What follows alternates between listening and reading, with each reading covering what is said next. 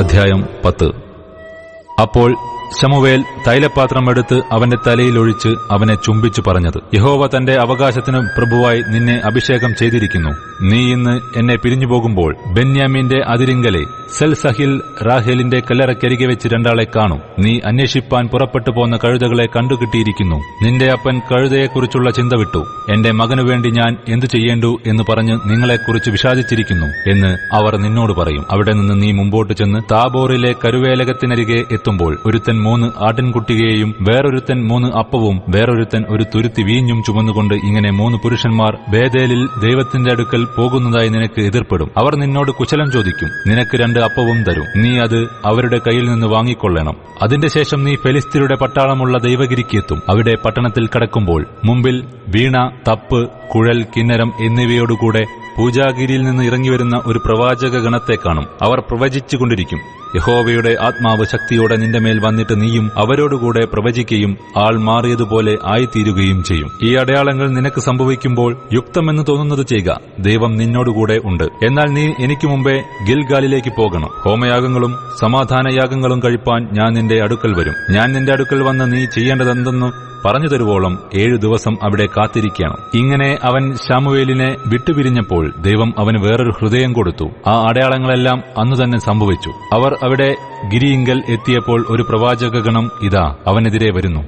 ദൈവത്തിന്റെ ആത്മാവ് ശക്തിയോടെ അവന്റെ മേൽ വന്നു. അവൻ അവരുടെ ഇടയിൽ പ്രവചിച്ചു. അവനെ മുമ്പേ അറിഞ്ഞവരൊക്കെയും അവൻ പ്രവാചകന്മാരുടെ കൂട്ടത്തിൽ പ്രവചിക്കുന്നത് കണ്ടപ്പോൾ, കീശിന്റെ മകന് എന്ത് സംഭവിച്ചു? ശൌലും പ്രവാചകന്മാരുടെ കൂട്ടത്തിൽ ആയോ എന്ന് ജനം തമ്മിൽ പറഞ്ഞു. അതിന് അവിടുത്തുകാരിൽ ഒരുത്തൻ, ആരാകുന്നു അവരുടെ ഗുരുനാഥൻ എന്ന് പറഞ്ഞു.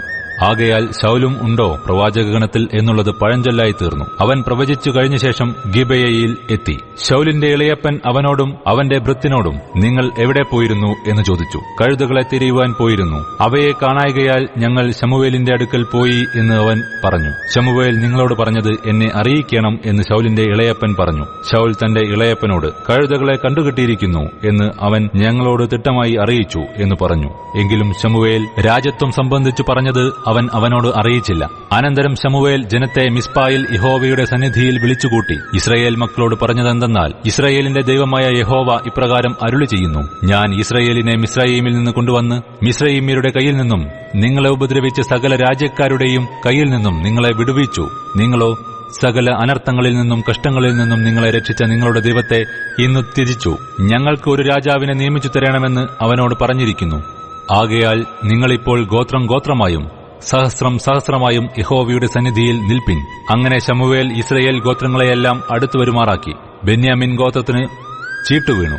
അവൻ ബെന്യാമിൻ ഗോത്രത്തെ കുടുംബം കുടുംബമായി അടുത്തു വരുമാറാക്കി. മത്രി കുടുംബത്തിന് ചീട്ടുവീണു. പിന്നെ കീശിന്റെ മകനായ ശൌലിന് ചീട്ടുവീണു. അവർ അവനെ അന്വേഷിച്ചപ്പോൾ കണ്ടില്ല. അവർ പിന്നെയും യഹോവയോട്, അയാൾ ഇവിടെ വന്നിട്ടുണ്ടോ എന്ന് ചോദിച്ചു. അതിന് യഹോവ, അവൻ സാമാനങ്ങളുടെ ഇടയിൽ ഒളിച്ചിരിക്കുന്നു എന്ന് അരുളി ചെയ്തു. അവർ ഓടിച്ചെന്ന് അവിടെ നിന്ന് അവനെ കൊണ്ടുവന്നു. ജനമധ്യേ നിന്നപ്പോൾ അവൻ ജനത്തിന്റെ എല്ലാവരേക്കാളും തോൾ മുതൽ പൊക്കമേറിയവനായിരുന്നു. അപ്പോൾ ശമൂവേൽ സർവ്വജനത്തോടും, യഹോവ തിരഞ്ഞെടുത്തവനെ നിങ്ങൾ കാണുന്നുവോ? സർവ്വജനത്തിലും അവനെപ്പോലെ ഒരുത്തനും ഇല്ലല്ലോ എന്ന് പറഞ്ഞു. ജനമെല്ലാം, രാജാവേ, ജയ ജയ എന്ന് ആർത്തു. അതിന്റെ ശേഷം ശമൂവേൽ രാജധർമ്മം ജനത്തെ പറഞ്ഞു കേൾപ്പിച്ചു. അത് ഒരു പുസ്തകത്തിൽ എഴുതി യഹോവയുടെ സന്നിധിയിൽ വെച്ചു. പിന്നെ ശമൂവേൽ ജനത്തെയെല്ലാം വീട്ടിലേക്ക് പറഞ്ഞയച്ചു. ശൌലും ഗിബെയയിൽ തന്റെ വീട്ടിലേക്ക് പോയി.